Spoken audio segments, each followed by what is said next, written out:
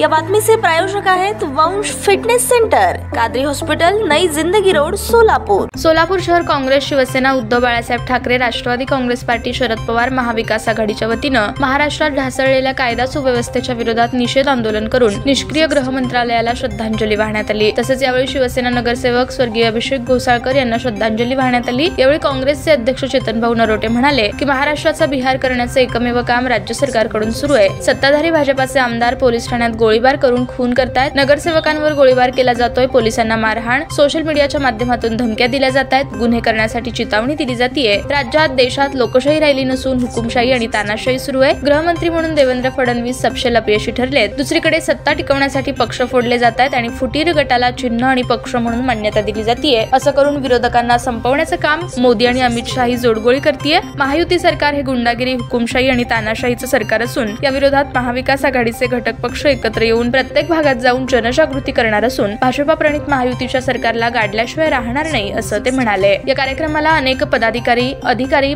इतर महाविकास आघाडीचे पदाधिकारी उपस्थित होते। ताज्या बातम्या पाहण्यासाठी प्राईम महाराष्ट्र न्यूज चॅनलला सबस्क्राईब करा।